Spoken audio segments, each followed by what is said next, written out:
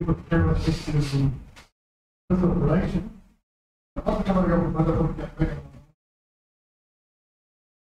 Learning chapter 5 power to bring us from flesh.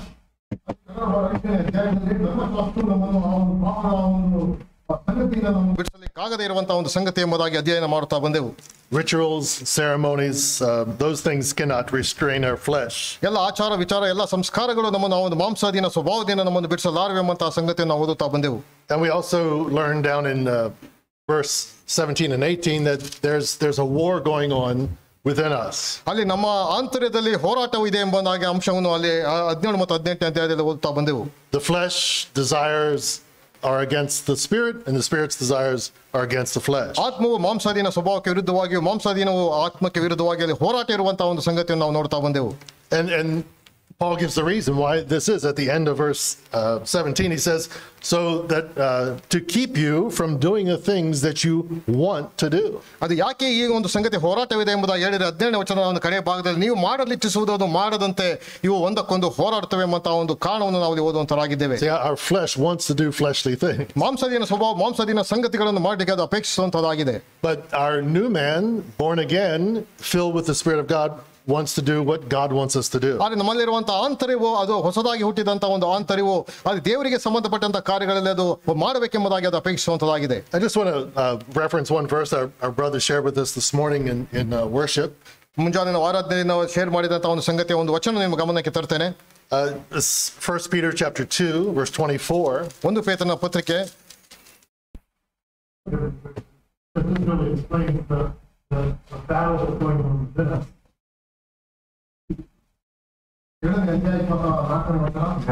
He himself, Jesus, bore our sin in his body on the tree of the cross, that we might die to sin and live to righteousness. ನಾವು ಪಾಪದ ಪಾಲಿಗೆ ಸತ್ತು ನೀತಿವಂತರಾಗಿ ಜೀವಿಸುವಂತೆ ಆತನು ಪಾಪಗಳನ್ನು ಹೇಳಿದನು. So the reason Christ died is not just that we would die with him, he's buried with him, and hold him dead. ನಾವು ಆತನಲ್ಲಿ ಸತ್ತು ಆತನಲ್ಲಿ ಗುಣಗಳನ್ನು ಅನುವಾದಕ್ಕೆ ಸೀಮಿತವಾಗಿರಬೇಕು ಮತ್ತು ನಾವು ಅದೇ ಸಮಯ ನಾವು ನೀತಿವಂತರಾಗಿ ಜೀವಿಸೋದಕ್ಕೋಸ್ಕರವಾಗಿ ಆತನ ಕಾರ್ಯವನ್ನು ಮಾಡಿಕೊಡಬೇಕು. There's a large amount of Christendom that will preach the last sentence in this verse, by his wounds, by his stripes we're healed. ಹಾಗೆ ಇಲ್ಲಿ ನಮ್ಮ ದೊಡ್ಡದಾದ ಭೌತಿಕವಾದ ಕ್ರೈಸ್ತರ ಸಮುದಾಯ ಆ ಒಂದು ವಚನವನ್ನು ಸಂಪೂರ್ಣವಾಗಿ ಅದನ್ನು ಬಿಟ್ಟು ವಚನದ ಕಡೆ ಭಾಗವನ್ನು ಆತನ ಪಾತ್ರಗಳಲ್ಲಿ ನಾವು ನಿರ್ಣಯ ಮಾಡಿರುವಂತ ಆ ಒಂದು ಭಾಗವನ್ನು ಮಾತ್ರ ಹಿಡಿದುಕೊಂಡಿರುವಂತ ನಾವು ನೋಡ್ತೇವೆ. ನಾವೆಲ್ಲ ರೀತಿಯ ಟೀಕೆಗಳಲ್ಲಿ ಎಲ್ಲ ಸಾಕ್ಷಿಗಳಲ್ಲಿ ಚಾಲಕಗಳಲ್ಲಿ ಅದನ್ನು ಓದುವಂತರಾಗಿದ್ದೇವೆ. Preach for the person, right? That we are to die in sin. ನಾವು ಪಾಪಕ್ಕಾಗಿ ಸ್ವಲ್ಪ ನೀತಿಯುಕ್ತವಾಗಿ ಜೀವಿಸುತ್ತೇವೆ ಜೀವಿಸಬೇಕೆಂಬಂತ ಆ ಒಂದು ಸಂಗತಿಯನ್ನು ಅವರು ಬಿಟ್ಟು ಬೇರೆ ಸಂಗತಿಗಳನ್ನು ಹೇಳ್ಕೊಟ್ಟಿದ್ದಾರೆ. ಅತ್ಯಂತ ಭಿನ್ನವಾದಂತಹ ಒಂದು ಸಂದೇಶವಾಗಿರುವಂತವಾಗಿ. So we're not to do the things that we want to do, but to crucify the flesh, to mortify the flesh, or to live in Christ. ಆದ್ದರಿಂದ ನಾವು ಒಂದು ಮಾಂಸರಿನ ಸ್ವಭಾವವಾಗಿ ಸಾಯಿಸುವಂತಹದ್ದು ನಾವು ಅದನ್ನು ಕೃತಿಗೆ ಹಾಕುವಂತಹದ್ದು ಮತ್ತು ನಮಗೆ ಏನು ಅಪೇಕ್ಷೆ ಸಾರವಾಗಿ ನಾವು ಜೀವಿಸ್ತದೆ ಆತನಿಗೆ ಆ ಅಪೇಕ್ಷೆ ಹಾಗೆ ನಾವು ಜೀವಿಸಬೇಕೆಂಬುವಂತಹ ನಾವು ಧ್ಯಾನ ಮಾಡುತ್ತೇವೆ.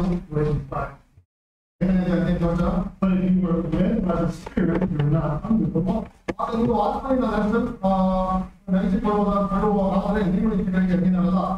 It has the same, it's very interesting, that's the same vocabulary that when Jesus comes up out of the Jordan River for being baptized. And he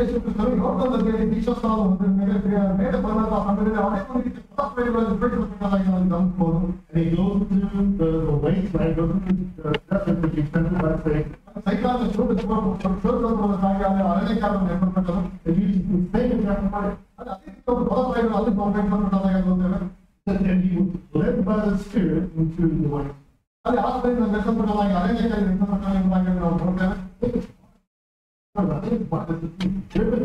Driven into the way. So if we're living by the Spirit, being led by the Spirit, were no longer under control. All of what to do is condemn you. I know I was just I did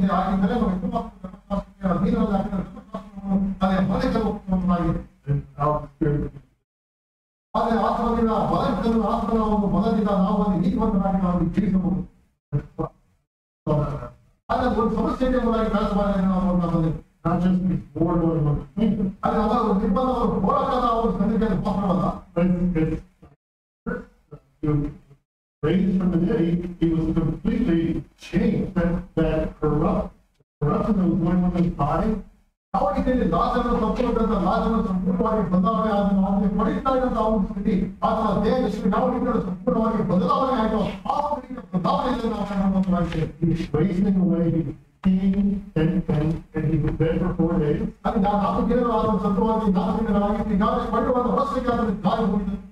The very cells of his body were bursting and releasing liquid that he was under this decay and corruption. And the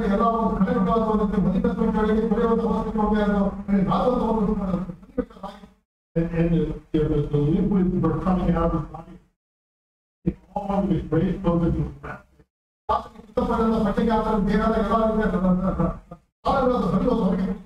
And when Jesus said, Lazarus comes forth, immediately he changed his life.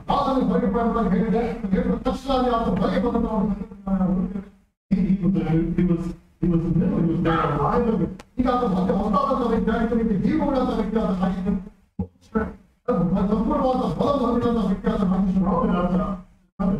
out of the tomb while he was completely wrapped like a monk.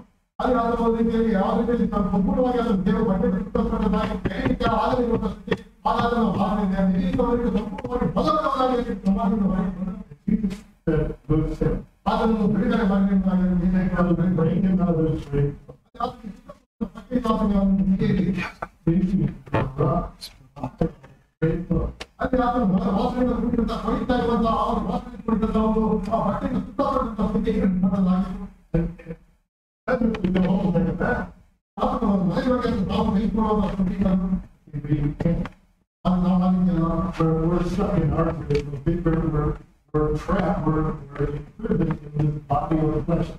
ಆದರೆ ನಾವು ಈ ದೇಹದಲ್ಲಿ ಸೆರೆಮನಿಗೆ ಗುರಿಯಾದಂತಹ ಅವನ ಚರಿತ್ರಕ್ಕೆ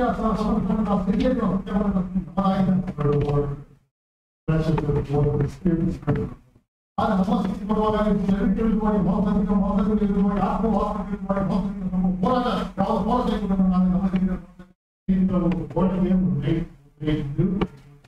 creations in Christ. ಹೊಸದಾಗಿ ಹೊಸದಾದಂತಹ ಜೀವಿಗಳನ್ನು ಸಮಾಜವಾಗಿ ಸಹ still imprisoned in this flesh. Let's just look at this. Mark 7. Just before we get into it.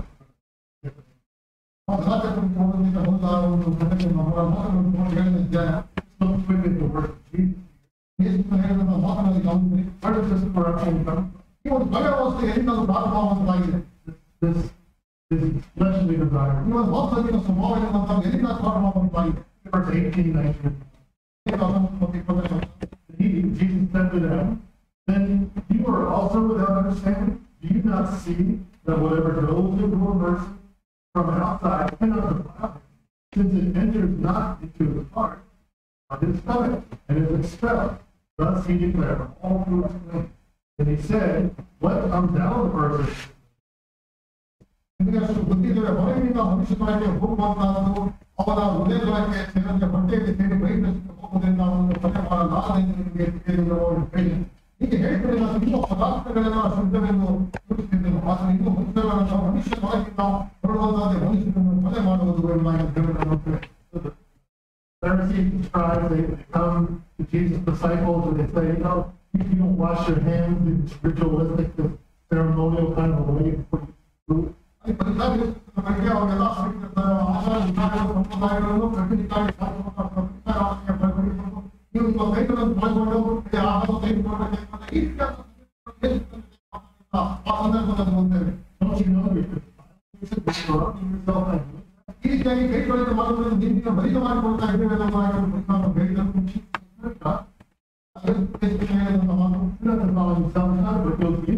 body that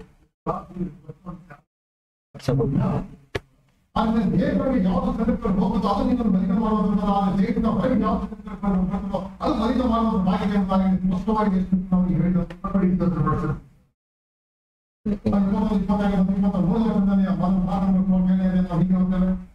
from within, out of the heart of the man, comes evil thoughts, sexual immorality, theft, murder, adultery, coveting, wickedness, sensuality, envy, slander, pride, foolishness. All these evil things come from within, and they defile. ಮನುಷ್ಯನಾಗಿರುವ ಹೊರಬಂದಂತೆ ಮನುಷ್ಯನ ಹೊರೆ ಮಾಡುವುದು, ಹೊರಗಿನಿಂದ ಅಂದರೆ ಮನುಷ್ಯನ ಮನುಷ್ಯನಾಗಿದ್ದ ಸುಳ್ಳುಗಾರಿಕೆ, ಕಳ್ಳತನ, ಕೊಲೆ, ಹಾತನ, ದುರ್ವ್ಯಸನ, ಕೆಡುಕುತನ, ಮೋಸ, ಖಂಡಿತನ, ಹೊಟ್ಟೆ ಬೈಗಳು ಮತ್ತು ಹುಡುಗಿಗಳಿಕೆಲ್ಲ ಇವೆ. ಲಾಭಗಳ ಕೆಟ್ಟ ಆಲೋಚನೆಗಳು ಬರುತ್ತವೆ. ಈ ಕೆಟ್ಟ ವಿಷಯಗಳೆಲ್ಲ ಒಳಗಿನಿಂದ ಹೊರಟು ಮನುಷ್ಯನನ್ನು ಕೊಲೆ ಮಾಡುತ್ತವೆ ಅಂದನು. Paul has a similar list in Galatians chapter 5. Galatia ಪತ್ರಿಕೆ 5ನೇ ಅಧ್ಯಾಯದಲ್ಲಿ ಅದೇ ರೀತಿಯ ಒಂದು ಪಟ್ಟಿಯನ್ನು ಪೌಲನು ಸಹ ಮಾಡುವುದನ್ನು ನೋಡುವಂತರಾಗಿದ್ದೇವೆ. Go to verse 19. 5ನೇ ಅಧ್ಯಾಯ 19ನೇ ವಚನಕ್ಕೆ ಬಂದ್ರೆ ಗಲಾತ್ಯ ಪತ್ರಿಕೆ. The deeds of the flesh are evident. ಅಲ್ಲಿ ಶರೀರ ಭಾವದ ಕರ್ಮಗಳು ಪ್ರಸಿದ್ಧವಾಗಿವೆ. And here they are. And think of the similarities between what Jesus just said. Immorality, impurity, sensuality, idolatry, sorcery, enmity, strife, jealousy, fits of anger, disputes, dissensions, factions, envying, drunkenness, carousing, and things like these. ಅಲ್ಲಿ ಯೇಸು ಕ್ರಿಸ್ತನು ಹೇಳಿದಂತಹ ಮಾತಿಗೂ ಇಲ್ಲಿ ಪೌಲನು ಬರೆದಂತಹ ಸಂಗತಿಗಳನ್ನು ಸ್ವಲ್ಪ ಹೋಲಿಸಿ ಅಲ್ಲಿ ಗಮನಿಸಿರಿ. ಜಾರತ್ವ, ಬಂಡುತನ, ನಾಚಿಕೆಗೇಡಿತನ, ವಿಗ್ರಹಾರಾಧನೆ, ಮಾಟ, ಹಗೆತನ, ಜಗಳ, ಹೊಟ್ಟೆ ಕಿಚ್ಚು, ಸಿಟ್ಟು, ಕಕ್ಷಭೇದ, ಭಿನ್ನಮತ, ಮತ್ಸರ, ಕುಡಿಕತನ, ದುಂದವತನ ಇಂಥವುಗಳೇ ಎಂಬುದಾಗಿ ಓದ್ತೇವೆ.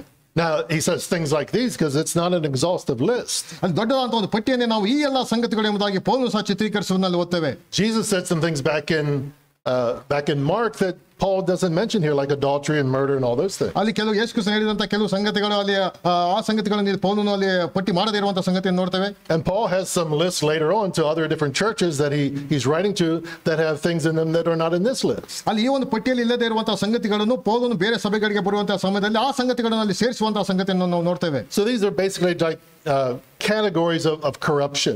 ಇಲ್ಲಿ ಒಂದು ರೀತಿಯಲ್ಲಿ ಮಲಿನತ್ವಕ್ಕೆ ನಡೆಸುವಂತಹ ಸಂಗತಿಗಳು ಯಾವುದೆಂಬುದಾಗಿ ಪಟ್ಟಿ ಮಾಡುವುದನ್ನು ಓದ್ತೇವೆ. Let me just give you an example. Go back to Romans chapter 1. ರೋಮಪುರ ಪತ್ರಿಕೆ 1ನೇ ಅಧ್ಯಾಯಕ್ಕೆ ದಯಮಾಡಿ ತಿರುಗಿಸಿರಿ. Starting in verse 18. ರೋಮಪುರ ಪತ್ರಿಕೆ 1ನೇ ಅಧ್ಯಾಯ 18ನೇ ವಚನ. Paul gives a list here of he really identifies this kind of a downward spiral. ಇಲ್ಲಿ ಕೆಳಮಟ್ಟಕ್ಕೆ ಬರುವಂತಹ ಆ ಒಂದು ಸಂಗತಿಯನ್ನು ಇಲ್ಲಿ ಚಿತ್ರೀಕರಿಸುವುದನ್ನು ಇಲ್ಲಿ ನೋಡ್ತೇವೆ.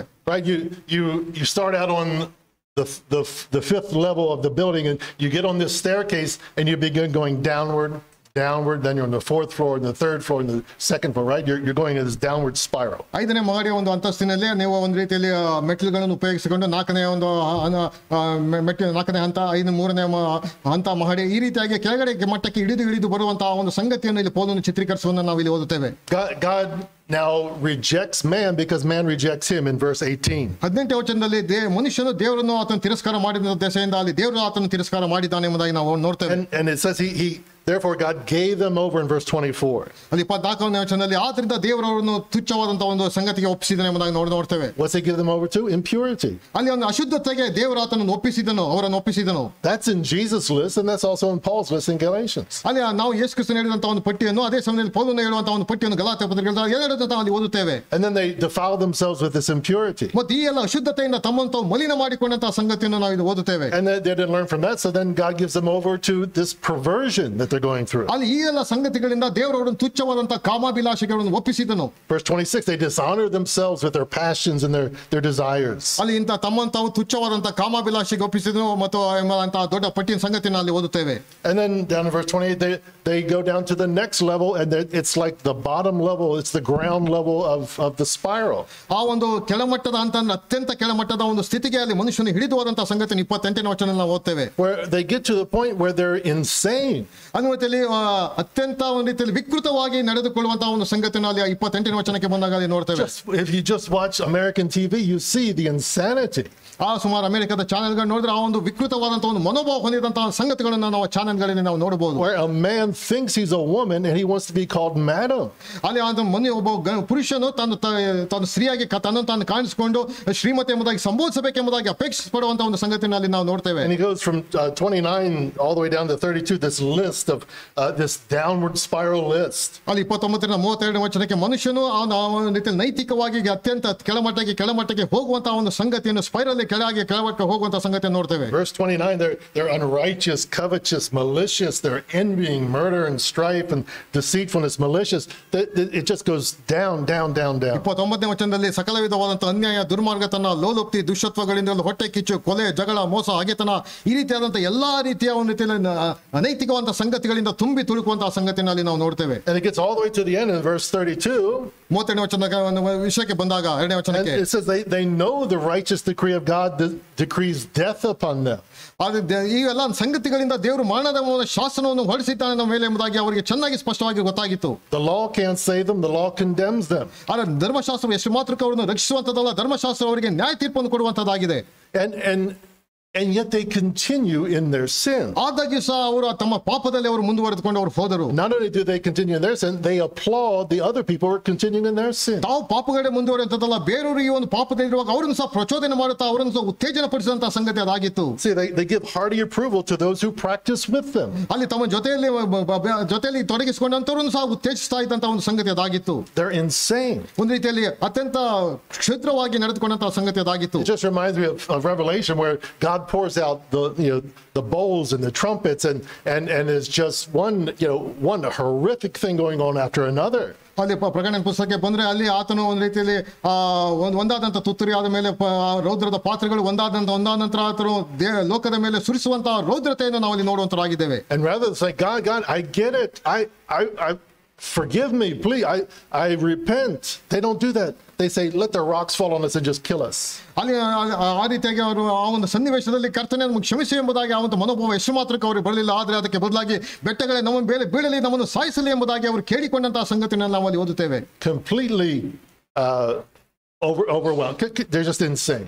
ಅಲ್ಲಿ ಸಂಪೂರ್ಣವಾಗಿ ಅವರು ವಿಕೃತವಾದಂತಹ ಮನೋಭಾವಕ್ಕೆ ಜಾರಿ ಹೋದಂತಹ ಒಂದು ಸನ್ನಿವೇಶ ಅದಾಗಿತ್ತು. So Paul kind of does this in Galatians. Let's look at Galatians chapter 5 verse 19. ಆ ಒಂದು ಸಂಗತಿಯನ್ನು ಪೌಲನು ಇಲ್ಲಿ ಗಲಾತ್ಯ ಪತ್ರಿಕೆಯಲ್ಲಿ ಚಿತ್ರೀಕರಿಸುವುದನ್ನು ಇಲ್ಲಿ ನಾವು ನೋಡ್ತೇವೆ. ಗಲಾತ್ಯ ಪತ್ರಿಕೆ ಮತ್ತಕ್ಕೆ ಬಂದ್ರೆ now the first category, and ಅಲ್ಲಿ ಮೊದಲನೇ ಒಂದು ಗುಂಪು, I'll just break these up.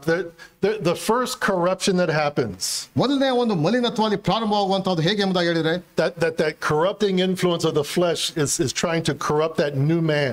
ಅಲ್ಲಿ ಇದ್ದಂತ ಹೊಸದಾದಂತಹ ವ್ಯಕ್ತಿ, ಹೊಸದಾದಂತ ಹುಟ್ಟಿದಂತಹ ವ್ಯಕ್ತಿಯಲ್ಲಿ ಆ ಒಂದು ಮಲಿನತ್ವ ಪ್ರಾರಂಭವಾಗುವಂತದ್ದು ಹೇಗೆ ಎಂಬುದಾಗಿ ಹೇಳಿದ್ರೆ and the Spirit of God is restraining and pushing back on that. ಅಲ್ಲಿ ಆತನಲ್ಲಿರುವಂತಹ ಪರಿಶುದ್ಧಾತ್ಮನು ಆತನನ್ನು ಅದಕ್ಕೆ ತಡೆ ಹಿಡಿಯುವಂತಹ ಸಂಗತಿಯನ್ನು ಅಲ್ಲಿ ನೋಡ್ತೇವೆ. But those who are walking in the flesh have no defense against this. ಆದ್ರೆ ಮಾಂಸದಿನ ಸ್ವಭಾವದಲ್ಲಿ ನಡೆಯುವಂತವರಿಗೆ ಈ ರೀತಿಯಾದಂತಹ ಹೋರಾಟ ಎನ್ನುವಂಥದ್ದು ಅವರಿಗೆ ಇರುವುದಿಲ್ಲ. And this is what they do.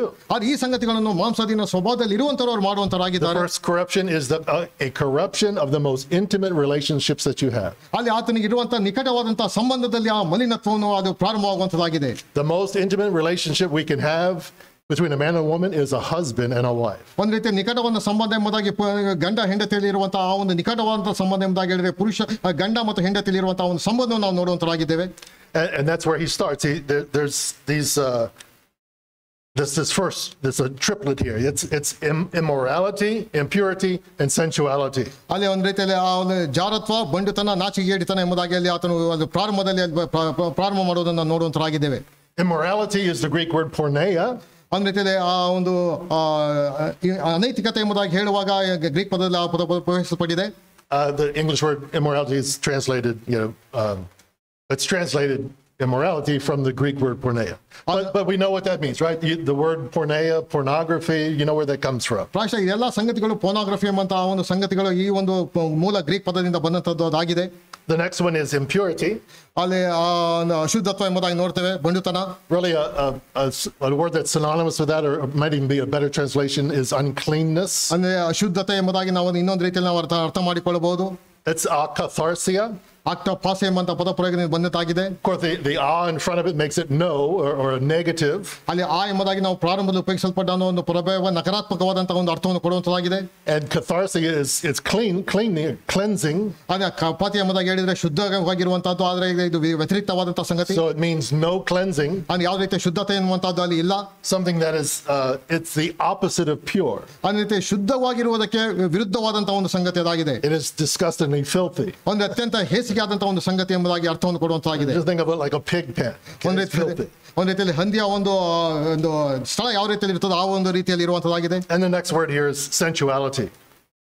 ನಾಚಿಕೆಗೆ ಎಡಿತನ ಎಂಬುದಾಗಿ ಓದ್ತೇವೆ. I think the King James might say lasciviousness or something. King James lasciviousness ಎಂಬುದಾಗಿ ನಾವು ಓದುವಂತರಾಗಿದ್ದೇವೆ. And it's again it's an alpha privilege, which it says no. It means having no restraint. ಒಂದು ರೀತಿಯಲ್ಲಿ ಯಾವುದೇ ರೀತಿಯ ನಿಯಂತ್ರಣ ಇಲ್ಲದೆ ನಾವು ಯಾವುದೇ ರೀತಿಯ ಒಂದು ನಿಯಂತ್ರಣಕ್ಕೆ ಒಳಗಾಗದೆ ನಮಗೆ ಇಷ್ಟ ಬಂದ ಹಾಗೆ ವರ್ತಿಸುವಂತಹದ್ದು. In other words, there's no end to the lengths that you will go to sin. ಆ ರೀತಿಯಲ್ಲಿ ಪಾಪವನ್ನು ಮಾಡುವುದಕ್ಕೆ ಯಾವುದೇ ಹಂತಕ್ಕೆ ಬೇಕಾದರೂ ಅಲ್ಲಿ ನಾವು ತಲುಪಲಿಕ್ಕೆ ನಾವು ಸನ್ನದ್ಧವಾಗಿರುವಂತಹ ಒಂದು ಸಂಗತಿಯನ್ನು ತಿಳಿಸುವಂತದ್ದಾಗಿದೆ. You're completely unable to restrain yourself. ನಿಮ್ಮನ್ನು ನೀವು ಕಾಲಿ ನಿಯಂತ್ರಣ ಮಾಡಿಕೊಳ್ಳಲಿಕ್ಕೆ ಆಗದೇ ಇರುವಂತಹ ಸಂಗತಿ ಅದನ್ನು ತೋರಿಸುವಂತದ್ದಾಗಿದೆ. You may not sin all these sins, but you're going to sin some of them because that's what you do when you're in the flesh. ಆದರೆ ಇಲ್ಲಿರುವಂತ ಎಲ್ಲ ಪಟ್ಟಿಯನ್ನು ಸಂಪೂರ್ಣವಾಗಿ ಮಾಡ್ತಾರೆ ಎಂಬುದಾಗಿ ಅಲ್ಲ, ಆದರೆ ಕೆಲವು ಸಂಗತಿಗಳನ್ನು ನೀವು ಇಲ್ಲಿರುವಂತ ಹೇಳುವಂತ ಕೆಲವು ಸಂಗತಿಗಳಲ್ಲಿ ಅಲ್ಲಿ ಹೋಗುವಾಗ ಅಲ್ಲಿ ನಿಯಂತ್ರಣವಿಲ್ಲದೆ ಅಲ್ಲಿ ಮುಂದುವರಿತೀರಿ ಎಂಬುದಾಗಿ. It reminds me of Sodom and Gomorrah. ಅದು ನನಗೆ ಸೊದೋಮ್ ಗೊಮೊರ ಎಂಬ ಒಂದು ಪಟ್ಟಣ ನೆನಪಿಗೆ ಬರುತ್ತದೆ. Remember Lot goes down and says, please my brothers, don't do this. ಅಲ್ಲಿ ಲೋಟನಲ್ಲಿ ಬಾಗಿಲನ್ನು ತೆರೆದು ದಯಮಾಡಿ ಈ ರೀತಿಯ ಕಾರ್ಯವನ್ನು ಮಾಡಬೇಡ್ರಿ ಎಂಬುದಾಗಿ ಬೇಡಿಕೊಳ್ಳುವಂತಹ ಸಂಗತಿನಲ್ಲಿ ಓದ್ತೇವೆ. And they say, keep quiet, who are you to judge us? ನೀವು ಯಾಕೆ ನಮ್ಮಲ್ಲಿ ಈ ತೀರ್ಪು ಮಾಡ್ತೀರಿ, ದಯಮಾಡಿ ಸುಮ್ಮನಿರಿ ಎಂಬುದಾಗಿ ಆತನು And the ಹೇಳಿದನು. angels open the door, reach out, grab Lot and pull him in and lock the door. ಆದ್ರೆ ದೇವದೂತರಲ್ಲಿ ಇದ್ದಂತರು ಬಾಗಿಲನ್ನು ತೆಗೆದು ಅವರನ್ನು ಹಿಡಿದು ಒಳಗೆ ಹಾಕಿದಂತಹ ಸಂಗತಿ ಅಲ್ಲಿ ಬಾಗಿಲು ಮುಚ್ಚಿದ್ರೆ ಎಂಬುದಾಗಿ ನಾವು ನೋಡ್ತೇವೆ. And they blind the men. So every man from the oldest to the youngest is now blind in Sodom and Gomorrah. ಅಲ್ಲಿ ಚಿಕ್ಕವರಿಂದ ಹಿಡಿದು ದೊಡ್ಡವರ ತನಕ ಅಲ್ಲಿ ಯಾರ್ಯಾರು ಬಂದಿದ್ರು ಅವರೆಲ್ಲರಿಗೂ ಸಹ ಕುರುಡ ಅವರ ಕಣ್ಣುಗಳು ಕಾಣದೇ ಇರುವಾಗ ಅಲ್ಲಿ ದೇವದೂತರು ಅವರು ಮಾಡಿದರು. And what does the Bible tell us they did? ಆದರೆ ಅವರಿಗೆ ಏನು ಸಂಗತಿಗಳನ್ನು ಮಾಡಿದ್ರು ಎಂಬುದಾಗಿ ಅಲ್ಲಿ ನಮಗೆ ಸತ್ಯ ತಿಳಿಸುತ್ತದೆ. They didn't say, oh God, forgive me, I recognize it now, I repent. ಅಲ್ಲಿ ಅವರು ನಮ್ಮ ತಪ್ಪಾಯ್ತು ಕ್ಷಮಿಸಿ ನಾನು ಪ್ರಸಾದ ಪಟ್ಟದಾಗಿ ನಾವು ಓದ್ತೇವೋ? No, it says that they were groping for the door so they could continue their sin. ಅಲ್ಲಿ ಅವರು ಬಾಗಿಲನ್ನು ಬಡಿಯುತ್ತಾ ನಾವು ಒಳಗೆ ಪ್ರವೇಶ ಮಾಡಬೇಕು, ಅಲ್ಲಿರೋ ಜೊತೆಗೆ ನಾವು ಸಂಗಮ ಮಾಡಬೇಕೆಂಬುದಾಗಿ ಅಪೇಕ್ಷೆ ಪಟ್ಟಂತಹ ಪಾಪದಲ್ಲಿ ಮುಂದುವರಬೇಕೆಂಬುದಾಗಿ ಅವರು ಅಪೇಕ್ಷೆ ಪಟ್ಟರು. They were unable to stop themselves. ಅಲ್ಲಿ ತಮ್ಮನ್ನು ತಾವು ನಿಯಂತ್ರಣ ಮಾಡಿಕೊಳ್ಳಲಿಕ್ಕೆ ಆಗದೇ ಇದ್ದಂತಹ ಒಂದು ಸನ್ನಿವೇಶ ಅದಾಗಿತ್ತು. Secondly, ಎರಡನೇದಾಗಿ there's the corruption of our most intimate relationships between a man and a woman. ಮತ್ತು ಗಂಡ ಹೆಂಡತಿಗೆ ಮಧ್ಯೆ ಇರುವಂತಹ ನಿಕಟವಾದಂತಹ ಸಂಬಂಧ ಮಲಿನವಾಗುವಂತಹದ್ದು. Secondly, there's a corruption between our relationship with God. ಮತ್ತು ಎರಡನೇದಾಗಿ ದೇವರ ಜೊತೆಗೆ ಇರುವಂತಹ ಸಂಬಂಧ ಅದು ಮಲಿನತ್ವಕ್ಕೆ ಒಳಗಾಗುವಂತದ್ದಾಗಿದೆ. See it here, idolatry, sorcery. ಅಲ್ಲಿ ವಿಗ್ರಹ ಆರಾಧನೆ ಎಂಬುದಾಗಿ ಅಲ್ಲಿ ನೋಡ್ತೇವೆ. Verse 20. 20ನೇ ವಚನಕ್ಕೆ ಬಂದಾಗ idolatry is worship of anything or any person or any experience that you might have rather than worshiping God. ದೇವರಿಗೆ ಸಲ್ಲಿಸಬೇಕಂತ ಸ್ಥಾನಕ್ಕೆ ಬದಲಾಗಿ ಯಾವುದೇ ಸಂಗತಿಗಳಿಗೆ ಸ್ಥಾನವನ್ನು ಕೊಟ್ಟರು ಸಹ ವಿಗ್ರಹಾರಾಧನೆ ಅದಾಗುವಂತದ್ದಾಗಿದೆ.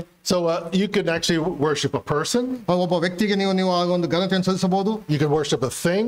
ಯಾವುದಾದ್ರೂ ಒಂದು ವಸ್ತುವಿಗೆ ಘನತೆಯನ್ನು ಸಲ್ಲಿಸಬಹುದು. Some other created being. ಇನ್ಯಾವುದಾದ್ರೂ ಸೃಷ್ಟಿಯ ಕಾರ್ಯಕ್ಕೆ ನೀವು ಒಂದು ಘನತೆಯನ್ನು ಸಲ್ಲಿಸಬಹುದು. You could even worship some experience that you've been through that now that's your focus and God is no longer preeminent in your life. ಆದ್ರೆ ನಿಮ್ಮ ಜೀವಿತದಲ್ಲಿ ಯಾವುದೇ ಸಂಗತಿಗಳಾಗಿರಬಹುದು, ದೇವರನ್ನು ಹೊರತುಪಡಿಸಿ ಯಾವುದೇ ಸಂಗತಿಗೆ ದೇವರಿಗೆ ಕೊಡಬೇಕಂತ ಸ್ಥಾನವನ್ನು ಬದಲಾಗಿ ಮತ್ತೆ ಯಾವುದಕ್ಕೂ ಸ್ಥಾನವನ್ನು ಕೊಟ್ಟಿರೋದು ವಿಗ್ರಹಾರಾಧನೆ ಅದಾಗಿದೆ. I mean, we know what that is. So let's move on to sorcery. ಅಲ್ಲಿ ಮಾಟ. It's a little interesting because that Greek word is pharmakeia. ಫಾನಕೇಯ ಅಂತ ಒಂದು ಗ್ರೀಕ್ ಪದದಲ್ಲಿ ಉಪಯೋಗಿಸಲ್ಪಟ್ಟಿದೆ. And it means drug. ಅದೇ ರೀತಿಯಲ್ಲಿ ಮದ್ಯ ವ್ಯಸನಿಗಳು ಎಂಬ ಮತ ಅಂಶವನ್ನು ಅದು ತಿಳಿಸುವಂತದ್ದಾಗಿದೆ. Our brother was sharing this morning, right, about myrrh and how mixed with vinegar or whatever, it would give this narcotic kind of effect to dull the pain. ಮುಂಜಾನೆ ನಾವು ಆರಾಧನೆ ನೋಡ್ತಾ ಬಂದೆವು, ರಕ್ತ ಬೋಳವನ್ನು ಅಲ್ಲಿದ್ದಂತ ಹುಳಿಯ ರಸಕ್ಕೆ ಬೆರೆಸಿ ಅದನ್ನು ಆ ನೋವನ್ನು ಅದು ಸಪ್ರೆಸ್ ಮಾಡ್ಲಿಕ್ಕೆ ಅದನ್ನು ಕೊಡ್ತಾ ಇದ್ದಾರೆ ಎಂಬುದಾಗಿ. But drugs were also given to a novice, a new devotee that's entering into a certain religion. ಕೆಲವು ಧರ್ಮಗಳಲ್ಲಿ ಹೊಸದಾಗಿ ಆ ಒಂದು ತಮ್ಮ ಧರ್ಮಕ್ಕೆ ಪ್ರವೇಶ ಮಾಡುವಂತವರಿಗೂ ಸಹ ಈ ಒಂದು ಡ್ರಗ್ಸ್ ಗಳನ್ನು ಕೊಡ್ತಾ ಇದ್ದಂತ ಒಂದು ನಿದರ್ಶನಗಳು ಸಹ ಇವೆ. Especially some that's going to contact a spirit. ಒಂದು ರೀತಿಯಲ್ಲಿ ಯಾವ ಮೇಲೆ ತನ್ನ ದುರಾತ್ಮಗಳ ಜೊತೆಗೆ ಸಂಪರ್ಕವನ್ನು ಏರ್ಪಡಿಸುವಂತಹ ಒಂದು ಸಂದರ್ಭದಲ್ಲಿ ಈ ಒಂದು ಡ್ರಗ್ಸ್ ಗಳನ್ನು ಅವರು ಕೊಡುವಂತರಾಗಿದ್ದಾರೆ. And they don't have the skills yet to just meditate and then make that contact with the spirit, so they're given a drug to assist them in contacting that spirit. ಅಂದ್ರೆ ಅವರಿಗೆ ಇನ್ನೂ ಸಹ ಆ ಒಂದು ದುರಾತ್ಮದ ಜೊತೆಯಲ್ಲಿ ತಮ್ಮ ಸಂಬಂಧವನ್ನು ಏರ್ಪಡಿಸಿಕೊಂಡು ಆ ರೀತಿಯಾಗಿ ವ್ಯವಹಾರ ಮಾಡ್ಲಿಕ್ಕೆ ಇನ್ನೂ ಸಹ ಅನುಭವ ಇಲ್ಲದೇ ಇರುವಂತಹ ಕಾರಣ ಈ ಒಂದು ಡ್ರಗ್ಸ್ ಗಳ ಮುಖಾಂತರವಾಗಿ ಪ್ರಚೋದನೆ ಅವರನ್ನು ಕೊಟ್ಟು ಆ ಒಂದು ದುರಾತ್ಮಗಳ ಜೊತೆ ಸಂಬಂಧವನ್ನು ಏರ್ಪಡಿಸಿಕೊಳ್ಳಲಿಕ್ಕಾಗಿ ಮಾಡುವಂತಹ ಒಂದು ಧರ್ಮಗಳು ಸಹ ಕೆಲವಿವೆ. And those drugs will put them in a state where they're now open to communicating with that spirit. ಮತ್ತು ಅದರ ಮುಖಾಂತರವಾಗಿ ಅವರು ದುರಾತ್ಮಗಳ ಜೊತೆಗೆ ಸಂಭಾಷಣೆಯನ್ನು ಅವರು ಏರ್ಪಡಿಸಿಕೊಳ್ಳುವಂತರಾಗಿದ್ದಾರೆ. And then once they are, once they've been introduced to that and they're now grown in that, they no longer need the drug. They can just communicate with that spirit without the drug. ಒಂದು ಸಾರಿ ಅವರು ಆ ಒಂದು ದುರಾತ್ಮದ ಜೊತೆ ಆ ಸಂಬಂಧವನ್ನು ಅಲ್ಲಿ ಏರ್ಪಡಿಸಿಕೊಟ್ಟ ಮೇಲೆ ಆ ಒಂದು ಬಾಯಾರಿಕೆ ಹೊರಗಿನಿಂದ ಯಾವುದೇ ಡ್ರಗ್ಗಿನ ಅವಶ್ಯಕತೆ ಇಲ್ಲ. ಅದು ಕಾಲಕ್ರಮೇಣ ದೈನಂದಿನವಾದಂತಹ ಒಂದು ಅನುಭವಪೂರ್ವಕವಾಗಿ ಹಾಗೆ ಮುಂದುವರೆದುಕೊಂಡು ಹೋಗುವಂತದ್ದಾಗಿದೆ. Just by going into a meditative state. ಒಂದು ರೀತಿಯಲ್ಲಿ ಧ್ಯಾನ ಪರವಶರಾಗಿ ಆ ಒಂದು ದುರಾತ್ಮ ಜೊತೆಯಲ್ಲಿ ಸಂಬಂಧವನ್ನು ಏರ್ಪಡಿಸಿಕೊಳ್ಳುವಂತಹ ಒಂದು ಸ್ಥಿತಿಗೆ ಅವರು ದಾಟಿ ಹೋಗುವಂತರಾಗಿದ್ದಾರೆ. So it corrupts, the flesh corrupts our relationships with our most intimate relationships and the individual's most intimate relationship with God. ಆದ್ದರಿಂದ ಈ ಒಂದು ಮಾಂಸದಿನ ಸ್ವಭಾವ ಎನ್ನುವಂತಹದ್ದು ಒಬ್ಬರು ಆಗಿರುವಂತಹ ಸಂಬಂಧವನ್ನು ಹಾಳು ಮಾಡುವುದು ಮಾತ್ರವಲ್ಲ, ದೇವರ ಜೊತೆಯಲ್ಲಿರುವಂತಹ ಸಂಬಂಧವನ್ನು ಸಂಪೂರ್ಣವಾಗಿ ಹಾಳು As we ಮಾಡುವಂತದ್ದಾಗಿದೆ. continue here in verse 20, there's another corruption. ಅಲ್ಲಿ ಮತ್ತೊಂದು ರೀತಿಯ ಮಲಿನತ್ವವನ್ನು ನಾವು ನೋಡುತ್ತೇವೆ. And it's in our relationship with others, the people that are around us. ನಮ್ಮ ಜೊತೆ ಸುತ್ತಮುತ್ತ ಇರುವಂತಹ ಜೊತೆಯ ಸಹೋದರ ಜೊತೆಯಲ್ಲಿರುವಂತಹ ಒಂದು ಸಂಬಂಧ. We see here, I'll just cover a few enmities. ಹಾಗೆತನ That word can be better translated hostilities. ಒಂದು ರೀತಿಯಲ್ಲಿ ವಿರೋಧತ್ವವನ್ನು ಮಾಡುವಂಥದ್ದು ಹಾಸ್ಟಿಲಿಟಿ ಎಂಬುದಾಗಿ ಉಪಯೋಗಿಸಲ್ಪಟ್ಟಿದೆ. To be hostile one with another. ಒಬ್ಬರಿಗೊಬ್ಬರು ವಿರೋಧ ಭಾಸವನ್ನು ಅಲ್ಲಿ ತೋರಿಸುವಂತಹದ್ದು. Something similar is strife. ಒಂದು ರೀತಿಯಲ್ಲಿ ಹೋರಾಟದ ಒಂದು ಮನೋಭಾವ. It can mean quarreling or contention. ಒಂದು ರೀತಿ ಜಗಳ ಮಾಡುವಂತಹದ್ದು, ಒಂದು ರೀತಿಯಲ್ಲಿ ಕಚ್ಚಾಡುವಂತಹದ್ದು ಆ ಒಂದು ಸಂಗತಿ. You can see how these are very similar to one another. ಯಾವ ರೀತಿಯಲ್ಲಿ ಒಂದಕ್ಕೊಂದು ಅದು ಬೆಸಲ್ಪಟ್ಟಿದೆ ಎಂಬುದಾಗಿ ಅಲ್ಲಿ ಗಮನಿಸ್ರಿ. And Paul does this on purpose. ಈಗ ಪೌಲನು ಉದ್ದೇಶಪೂರ್ವಕವಾಗಿ ಸಂಗತಿಗಳನ್ನು ಚಿತ್ರೀಕರಿಸಿದ್ದಾನೆ. Later when you see the fruit of the Spirit, it's going to be the same way. ಯಾಕಂದ್ರೆ ದೇವರಾತ್ಮನ ಫಲಗಳು ಎಂಬುದಾಗಿ ಹೇಳುವಾಗ ಅದರ ಕುರಿತಾಗಿ ಒಂದು ಪಟ್ಟಿಯನ್ನು ಅದೇ ಹೋಲಿಸುವಂತ ಒಂದು ಪಟ್ಟಿಯನ್ನು ಅಲ್ಲಿ ನಾವು ಓದುತ್ತೇವೆ. It's like a diamond. ಒಂದು ರೀತಿಯಲ್ಲಿ ಇದು ವಜ್ರದ ಉಪಾದಿಯಲ್ಲಿ It has different facets, different cuts to the diamond. ಒಂದು ವಜ್ರದಲ್ಲಿ ಯಾವ ರೀತಿಯಲ್ಲಿ ಮೂಲೆಗಳು ಆ ರೀತಿಯಲ್ಲಿ ಪ್ರಕಾಶಮಾನ ಬರುವುದಕ್ಕೋಸ್ಕರವಾಗಿ ಕಟ್ಟುಗಳಿದೆಯೋ. And as you look at one facet, it shines. ಅದು ಒಂದು ಕಡೆ ನೋಡುವಾಗ ಅದು ಹೊಳಪನ್ನು ಕೊಡುವಂತದ್ದಾಗಿದೆ. As you turn it just a little bit, just the very next facet shines too. ಆದ್ರೆ ಮುಂದಿನ ಒಂದು ಸ್ವಲ್ಪ ಅದನ್ನು ನಾವು ತಿರುಗಿಸಿದ್ರೆ ಮತ್ತೊಂದು ಬಣ್ಣವನ್ನು ಅದು ಕೊಡುವಂತದ್ದಾಗಿದೆ. So these things are very close to one another. As you just have to turn a little bit, you just see the next one. ಅದು ಎಲ್ಲವೂ ಸಹ ಒಂದಕ್ಕೊಂದು ಹತ್ತಿರವಾಗಿರುವಂತಹದ್ದು ಎಂಬಂತಹ ಒಂದು ಸಂಗತಿಯನ್ನು ಅಲ್ಲಿ ಹೇಳುವುದನ್ನು ನಾವು ನೋಡ್ತೇವೆ. Enmities or hostilities, strife, which is quarreling. ಅದೇ ಜಗಳ, ಹೊಟ್ಟೆ ಕಿಚ್ಚು ಎಂಬಂತಹ ಸಂಗತಿ ನೋಡ್ತೇವೆ. Jealousy. ಹೊಟ್ಟೆ ಕಿಚ್ಚು. The Greek word is zelos. ಅಲ್ಲಿ ಜೆಲೋಸ್ ಎಂಬಂತ ಒಂದು ಪದಪ್ರಯೋಗದಿಂದ ಬಂದಂತದ್ದಾಗಿದೆ. Remember there were two zealots that were part of Jesus' disciples? Simon the Zealot and I forget the other one actually. ಅಲ್ಲಿ ಇಬ್ಬರು ಶಿಷ್ಯರ ಕುರಿತಾಗಿ ನಾವು ಝೀಲಟ್ ಎಂಬಂತ ಒಂದು ಪದಪ್ರಯೋಗ ಉಪಯೋಗಿಸಲ್ಪಟ್ಟದ್ದು ಇಬ್ಬರು ಶಿಷ್ಯರ ಕುರಿತಾಗಿ ನಾವು ನೋಡ್ತೇವೆ. ಸೀಮೋನನ್ನು ಅದರ ಒಂದೊಬ್ಬನು. It just means a burning. ಒಂದು ರೀತಿಯಲ್ಲಿ ಉರಿಯುವಂತಹದ್ದು. And in this case it would be like a burning envy. ಒಂದು ರೀತಿಯಲ್ಲಿ ಅಸೂಯೆಯಿಂದ ಕೂಡಿದಂತಹ ಒಂದು ಕಿಚ್ಚು ಆತನಲ್ಲಿರುವಂತಹದ್ದು ಎಂಬುದಾಗಿ ಅರ್ಥೈಸಿಕೊಳ್ಳಬಹುದು. Another one here is fits of anger, fits of rage. ಸಿಟ್ಟು. The Greek word there is thumos. ಅಲ್ಲಿ ಗ್ರೀಕ್ ಪದ ಉಪಯೋಗಿಸಲ್ಪಟ್ಟಿದೆ. We have what, thermometer, right, for heat. ಅಲ್ಲಿ ಒಂದು ರೀತಿಯಲ್ಲಿ ಹೀಟ್ಗೆ ಉಪಯೋಗಿಸಲ್ಪಟ್ಟಂತಹ ಒಂದು ಪದಪ್ರಯೋಗ.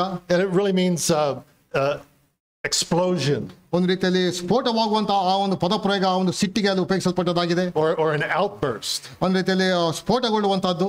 And Paul does this on purpose as well. ಈ ಎಲ್ಲ ಉದ್ದೇಶಪೂರ್ವಕವಾಗಿ ಪೌಲನು ಎಲ್ಲಾ ಸಂಗತಿಗಳನ್ನು ಆ ಗುಣಲಕ್ಷಣಗಳಲ್ಲಿ ಚಿತ್ರೀಕರಿಸುವುದನ್ನು ನಾವು ನೋಡ್ತೇವೆ. Because later when we see the fruits of the Spirit, we're going to see the opposite of sometimes. ಆದರೆ ದೇವರಾತ್ಮನ ಫಲಗಳನ್ನು ಮುಂದಕ್ಕೆ ನಾವು ಓದುವಾಗ ಇದಕ್ಕೆ ವ್ಯತಿರಿಕ್ತವಾದಂತಹ ಸಂಗತಿಗಳನ್ನು ಅಲ್ಲಿ ಚಿತ್ರೀಕರಿಸುವುದನ್ನು ನಾವು ನೋಡ್ತೇವೆ. So someone who has explosive anger, the opposite of that would be self-control, which is the fruit of the Spirit. ಒಂದು ರೀತಿಯಲ್ಲಿ ಕೋಪದಿಂದ ಸ್ಫೋಟಗೊಳ್ಳುವಂತಹ ಒಂದು ಕೋಪ ಎಂಬುದಾಗಿ ಹೇಳುವಾದ್ರೆ ತಮ್ಮಂತಾವು ದೇವರಾತ್ಮನ ಫಲಕ್ಕೆ ಬಂದಾಗ ಅಲ್ಲಿ ತಮ್ಮಂತಾವು ಸೈರಿಸಿಕೊಳ್ಳುವಂತದ್ದು ಎಂಬಂತಹ ಸಂಗತಿಯನ್ನು ನಾವು ಮತ್ತೊಂದು ಕಡೆ ನೋಡ್ತೇವೆ. So all these words in this category of corruption are all kind of dealing with anger.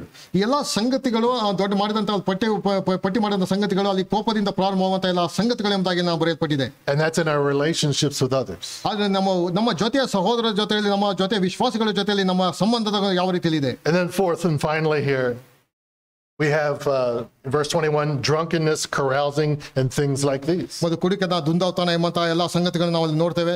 It's a corruption of a relationship to society in general. ಮತ್ತು ಸಮಾಜದಲ್ಲೂ ಸಹ ನಾವು ನಮ್ಮ ಒಂದು ಸಂಬಂಧ ಅದು ಅಳಸಿ ಹೋಗುವಂತಹ ಒಂದು ಹೊಲಸಾಗಿ ಹೋಗುವಂತಹ ಸಂಗತಿಯನ್ನು ಸಹ ತಿಳಿಸುವಂತದ್ದಾಗಿದೆ. And this is where the spiral gets to the bottom level and the insanity starts. ಮತ್ತು ಎಲ್ಲವೂ ಸಹ ನಮ್ಮ ಒಂದು ಅತ್ಯಂತ ದುಸ್ಥಿತಿಗೆ ಕೆಳಮಟ್ಟಕ್ಕೆ ಇಳಿದು ಹೋಗುವಂತಹ ಸಂಗತಿ ಮತ್ತು ಅತ್ಯಂತ ಒಂದು ರೀತಿಯಲ್ಲಿ ಕೆಳಮಟ್ಟಕ್ಕೆ ನಾವು ಎಲ್ಲ ನೈತಿಕವಾಗಿ ಹಿಡಿದು ಹೋದಂತಹ ಸಂಗತಿಯನ್ನು ತೋರಿಸುವಂತದ್ದಾಗಿದೆ.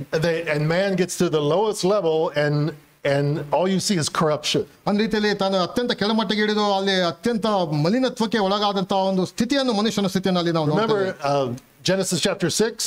ಆದಿಕಾಂಡಗಳ ಪುಸ್ತಕ 6ನೇ ಅಧ್ಯಾಯಕ್ಕೆ ಗಮನಿಸಿ. God says, I'm done. My spirit's not going to strive with man forever.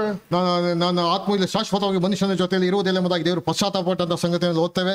All I see is corruption. ಎಲ್ಲಿ ನೋಡಿದ್ರು ಸಹ ದೇಹ ಮಲಿನತ್ವದಿಂದ ಕೂಡಿದಂತಹ ಸ್ಥಿತಿ ಆತನಾಗಿತ್ತು. And that's kind of what we see in verse 19, 20 and 21. ಮತ್ತೆ ನಾವು ನೋಡಿದಂತಹ 19, 20, 21ನೇ ವಚನ ನೋಡಿದಂತಹ ಎಲ್ಲಾ ಸಂಗತಿಗಳನ್ನು ನಾವು ಅಲ್ಲಿ ನೋಡ್ತೇವೆ. Look at Genesis chapter 6 verse 5 quickly, because this is interesting. ಆದಿಕಾಂಡ ಪುಸ್ತಕ 6ನೇ ಅಧ್ಯಾಯ ಒಂದು ರೀತಿಯಲ್ಲಿ ಕುತೂಹಲವಾಗಿದೆ. 6ನೇ ಅಧ್ಯಾಯ 5ನೇ ವಚನ ದಯಮಾಡಿ ತಿರುಗಿಸಿರಿ.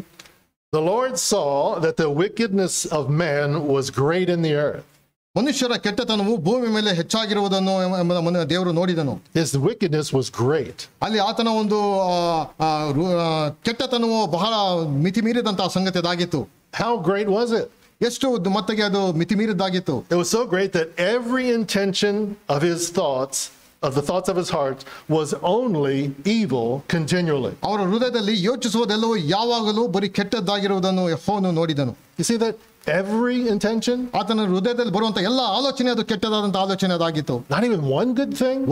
ಒಂದು ಒಳ್ಳೆಯದೆಂಬುದಾಗಿ ಒಂದಾದ್ರೂ ಅಲ್ಲಿ ಇರಲಿಲ್ಲ. No, it was only evil continually. ಯಾವಾಗಲೂ ಸಹ ಕೆಟ್ಟದನ್ನೇ ಆಲೋಚನೆ ಮಾಡುವಂತಹ ಸ್ಥಿತಿ ಮನುಷ್ಯನ ಸ್ಥಿತಿ ಅದಾಗಿತ್ತು. That's the lowest level. That's insanity. ಅತ್ಯಂತ ಒಂದು ರೀತಿಯಲ್ಲಿ ಕೆಳಮಟ್ಟದ ಒಂದು ಸ್ಥಿತಿಯನ್ನು ಮನುಷ್ಯನ ಆ ಒಂದು ದುಸ್ಥಿತಿಯನ್ನು ನೈತಿಕವಾಗಿ ಬಿದ್ದು ಹೋದಂತಹ ಸಂಗತಿಯನ್ನು ನೋಡುವಂತರಾಗಿದ್ದೇವೆ. Paul here in verse 21, Galatians 5:21. Galatia ಪತ್ರಿಕೆ 5ನೇ 21ನೇ ವಚನಕ್ಕೆ ಬಂದ್ರೆ, just bring this to a close. He says, for I warned you, I warn you as I warned you before, that those who do such things will not inherit the kingdom of God. ಇಂಥ ಕಾರ್ಯಗಳನ್ನು ನಡೆಸುವವರು ದೇವರ ರಾಜ್ಯಕ್ಕೆ ಬಾಧ್ಯರಾಗುವುದಿಲ್ಲವೆಂದು ನಾನು ಹಿಂದೆ ಹೇಳಿದಂತೆಯೇ ಈಗಲೂ ನಿಮ್ಮನ್ನು ಎಚ್ಚರಿಸುತ್ತೇನೆ. What things? What such things? The things he just mentioned in verses 19 and 20. ಈಗಾಗಲೇ ಆತನ ಹೇಳಿದ ದೊಡ್ಡದಂತಹ 19, 20, 21ನೇ ವಚನದಲ್ಲಿ ಹೇಳಿದಂತಹ ಎಲ್ಲಾ ಸಂಗತಿ, ಆ ಪಟ್ಟಿಯಲ್ಲಿ ಇರುವಂತಹ ಎಲ್ಲಾ ಸಂಗತಿಗಳನ್ನು. But wait a minute, Paul. I recognize some of those things in verse 19 and 20 that is in my own life, and I'm a believer. ಅಲ್ಲಿ ನಾನು ಒಬ್ಬ ವಿಶ್ವಾಸಿಯಾಗಿದ್ದೇನೆ. ಆದ್ರೆ ಪೌಲನು ಹೇಳಿದಂತಹ ಒಂದು 19, 20ನೇ ವಚನದಲ್ಲಿರುವಂತಹ ಸಂಗತಿಗಳೀಗ ನನ್ನಲ್ಲಿ ಸಹ ಅದು ಇವೆ. Some of those things I see sometimes even on a daily basis, like anger.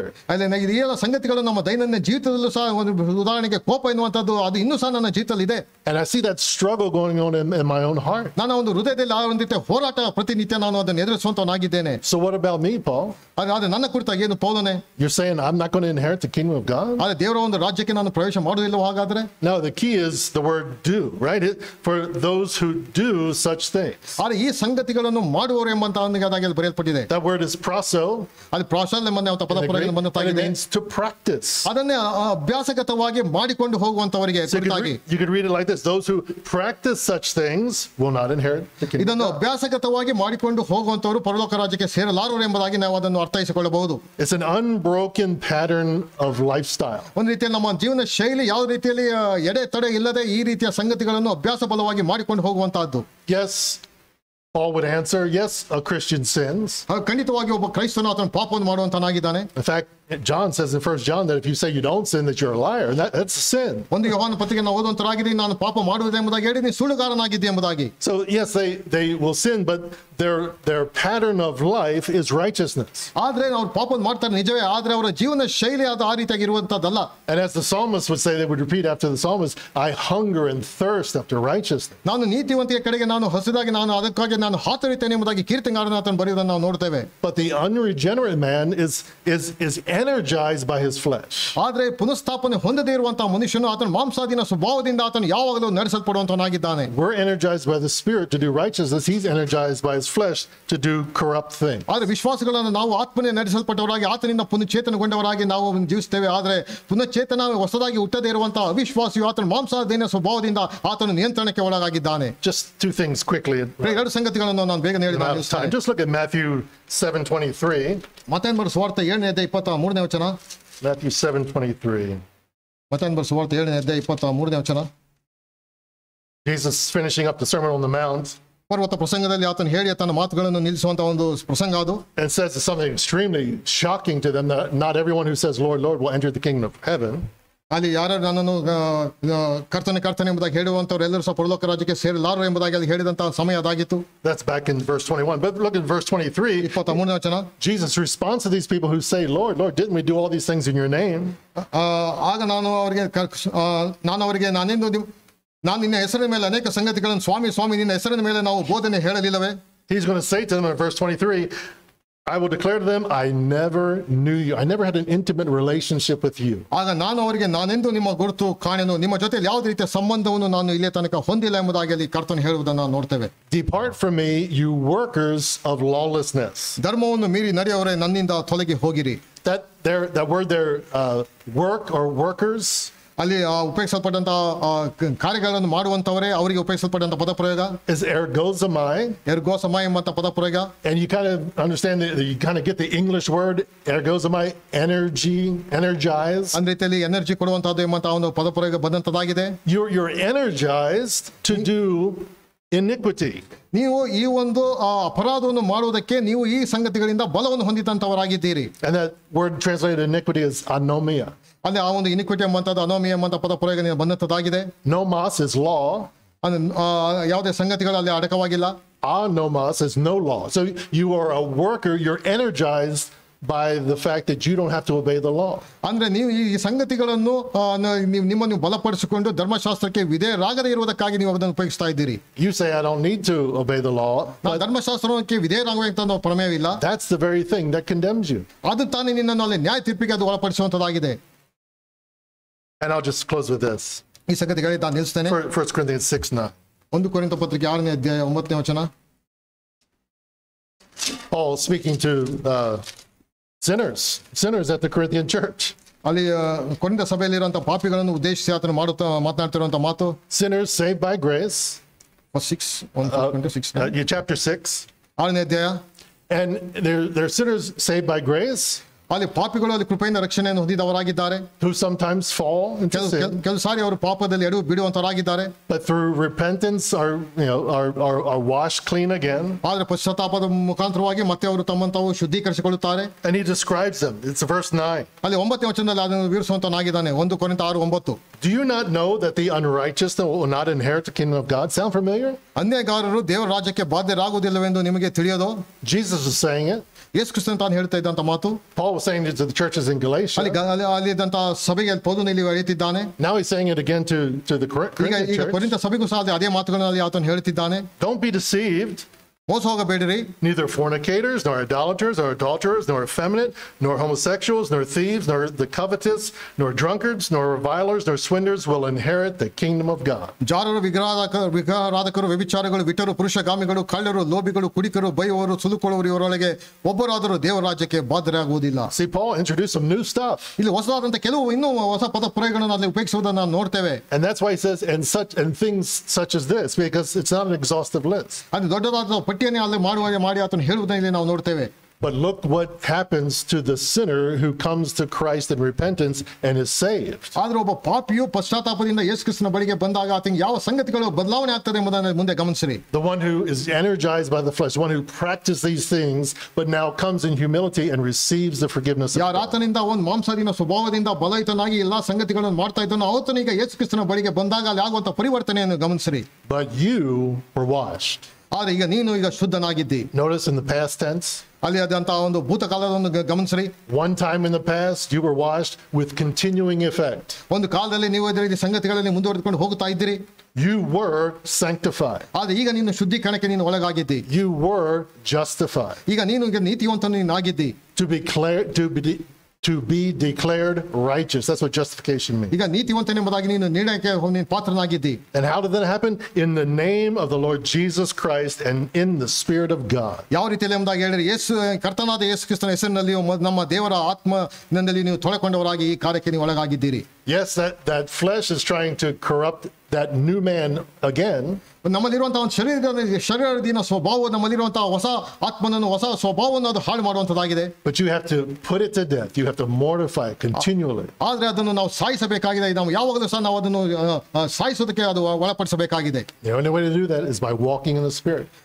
ಅದಕ್ಕೆ ಸಾಧ್ಯ ಹೇಗೆ ಎಂಬುದಾಗಿ ಹೇಳಿದ್ರೆ ಆತ್ಮನಿಂದ ನಾವು ಯಾವಾಗಲೂ ಸಹ ನಡೆಸಲ್ಪಟ್ಟಂತವರು ನಾವು ಆಗಿರಬೇಕು. And allow the Spirit of God to restrain you by being saturated in the Word of God. ದೇವರ ವಾಕ್ಯದಿಂದ ನಮ್ಮನ್ನು ನಾವು ಸಂಪೂರ್ಣವಾಗಿ ತಲ್ಲೀನರಾಗಿ ಆ ದೇವರ ಆತ್ಮನ ನಿಯಂತ್ರಣಕ್ಕೆ ನಮ್ಮನ್ನು ನಾವು ಒಪ್ಪಿಸಿಕೊಟ್ಟಾಗ ಮಾತ್ರ ನಾವು ಅದರಲ್ಲಿ ಜಯವನ್ನು ಸಾಧಿಸಲಿಕ್ಕೆ ಸಾಧ್ಯ. And learning the will of God from the Word of God and then walking in obedience. ದೇವರ ವಾಕ್ಯದಲ್ಲಿ ದೇವರ ಚಿತ್ತವನ್ನು ತಿಳ್ಕೊಂಡವರಾಗಿ ಆತನ ಒಂದು ಮಾತಿಗೆ ವಿಧೇಯರಾಗಿ ನಡೆಯುವಾಗ ಮಾತ್ರ ನಾವು ಅದನ್ನು ಸಾಧಿಸಲಿಕ್ಕೆ ಅದು It ಸಾಧ್ಯ. happens one step at a time. ಅದು ಒಂದು ಹೆಜ್ಜೆ ಏಕಕಾಲಕ್ಕೆ, ಒಂದು ಹೆಜ್ಜೆ ಒಂದು ಸಾರಿ ಆ ರೀತಿಯಾಗಿ ನಾವು ಆತನಲ್ಲಿ ವೃದ್ಧಿ ಆಗುವಂತರಾಗ. Thy word is a lamp unto my feet ಆತನ ವಾಕ್ಯವು ನಮಗೆ ನಮ್ಮ ಕಾಲಿಗೆ ದೀಪವಾಗಿದೆ and a lamp unto my path. ಮತ್ತು ದಾರಿಗೆ ಅದು ಬೆಳಕು ಸಹ ಅದು ಹಾಗೆ ಇದೆ. And it's not a torch, right? It's not a focus light. ಅದ ರೀತಿಯಲ್ಲಿ ಟಾರ್ಚ್ ರೀತಿಯಲ್ಲಿ ಫೋಕಸ್ ರೀತಿಯಾದ ಲೈಟಿನ ರೀತಿಯಲ್ಲಿ ಅದು ಅಲ್ಲ. It's a candle.